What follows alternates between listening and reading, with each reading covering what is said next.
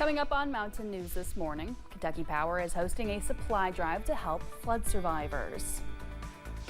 And a stringed instrument company celebrated a new milestone nearly 3 years after the July 2022 flood. Dedicated to Eastern and Southern Kentucky, this is WYMT Mountain News This Morning.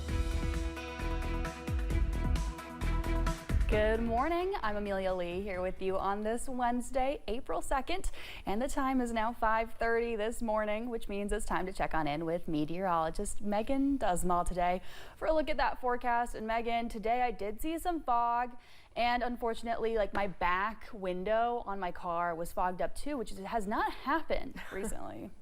Yeah, you know, that's one thing that happens when you're starting to warm up a little bit. You'll see a little more chances, especially when you have a lot of humidity in the air.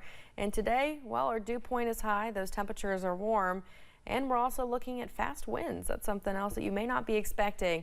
This morning, some places see some calm wind speeds, but as you're traveling towards Jackson, seeing 8-mile-an-hour wind speeds, 13 in Prestonsburg. But wind gusts today will really be ramping up. By the time we're heading into the afternoon, some places could see up to 40-mile-an-hour wind gusts. So we're really keeping an eye on that. We have a wind advisory out for the region. Here's what you need to know in terms of rain chances, though. We're looking nice and clear right now. We have some clouds moving across the area. Rain chances will ramp up as you're heading overnight and into Thursday, seeing some storm chances in the forecast. Temperatures will be in the 50s, not too bad, seeing 61 in Harlan, and forecast highs will be in the 80s. Amelia. Thank you, Megan. A grand jury has indicted a man accused of sexual assault on UK's campus.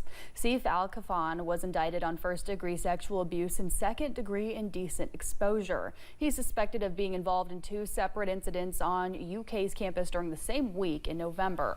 In one of the cases, the complaint notes that he pinned a woman against a wall and forcefully kissed her and groped her. He is set to appear in court on April 25th. People in the mountains are still recovering from the February flood, and now Kentucky Power wants to help. They're launching a supply drive asking for everything from towels, sheets and blankets to brooms, mops, and pet food. You can drop off any donations through Friday from 9 until 5 at Kentucky Power on Winchester Avenue in Ashland. Well, one of our employees was down helping at one of the distribution areas, and he gave us a call and said, you know, maybe we should really try to do another drive and focus it more towards the bedding, towels, washcloths, and, you know, as well as the pet food. And that's what we've done here today. And we really hope that, you know, what we collect here over the next week, we'll be able to take it down there and help out everybody in those southeast counties. All items will be distributed to flood survivors by the Appalachian Regional Healthcare Flood Relief Distribution Center in Pike County. Roofers are working to fix up homes across the state before more rain arrives. Crews with Empire Roofing and Exteriors spent the day fixing the roof of a home in Mount Sterling in Montgomery County. Owner Logan Barker warns against do-it-yourself roofing projects. What I recommend highly for homeowners not to do is to go up and try to replace that area, put shingles on it to get it so it stops, because that can actually affect you with an insurance company because you're accepting the fact that it's a different colored shingle, it's a different colored metal. Empire Roofing and Exteriors is not the only business trying to get work done ahead of the expected heavy rain. AOK Roofing in Lexington says they are prioritizing jobs that are urgent ahead of the bad weather. A day of music as the Troublesome Creek Stringed Instrument Company celebrated its building's dedication after being destroyed during the July 2022 flood. Melodies filling Creek Music Hall. Nearly 3 years after floods destroyed the building, finally restored. It feels like a miracle come to pass. Original pieces coming together, with harmonies and a balanced mix of voices and stringed instruments becoming one in song. Creating these beautiful sounds that started out as a tree growing up on the mountainside. This is the factory where each guitar, mandolin, and dulcimer is handcrafted and sent to communities across the world, focusing on music and giving people in recovery the chance to create instruments. So it's like taking something that's dead and cut down and turning it back into life. And that's kind of how I feel in my recovery. You know, I was felt dead kinda, and you know, this place is brought me back to life. Dedicated not only to perfecting their work, but to one another. When you're in recovery, having people that are going to mentor you and watch your back, that's everything.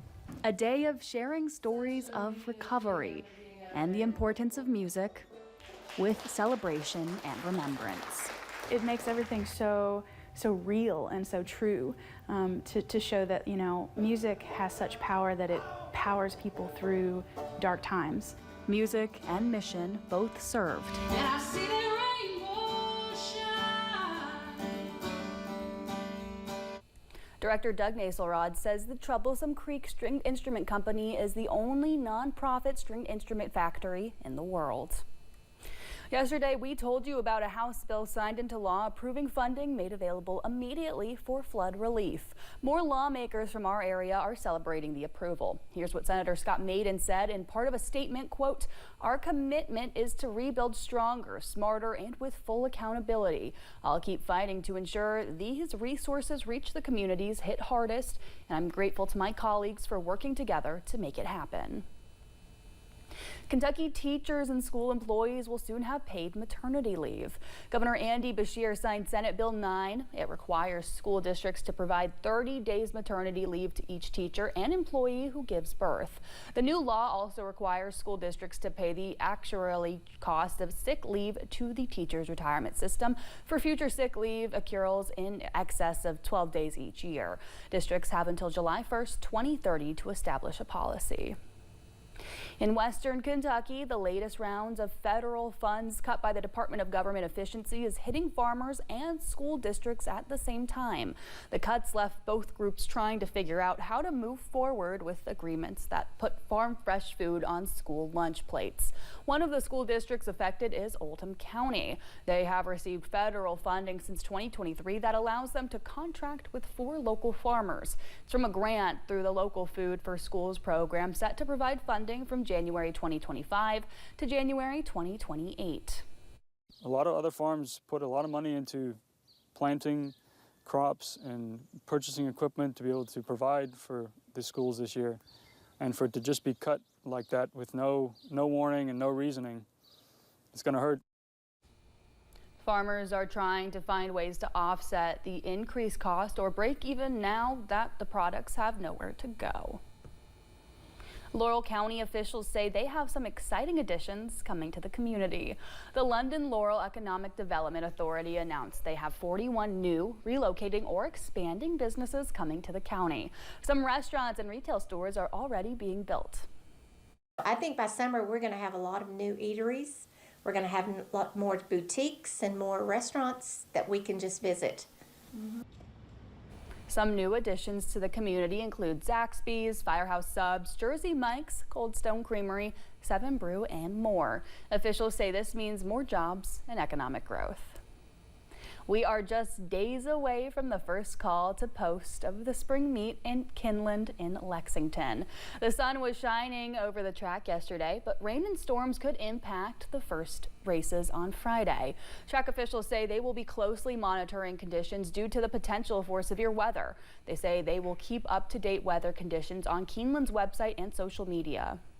What you can trust is that the safety of our horses, our patrons, our participants, and our team are our #1 priority.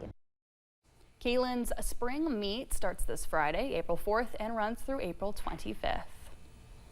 We are roughly 1 month away from the 151st running of the Kentucky Derby, which means some folks will be looking for places to go to watch the big event. Friends of Jenny Wiley will host a Kentucky Derby party on Saturday, May 3rd at the Mountain Arts Center in Prestonsburg. Doors open at 5. Tickets are $25 per person, and you can reserve a table of 8 for $175. For more about this, you can find our story at WYMT.com. Still to come, the bases are staying loaded as Major League Baseball players use this new type of bat made in the Commonwealth. And wind speeds pick up today as storm chances approach eastern Kentucky.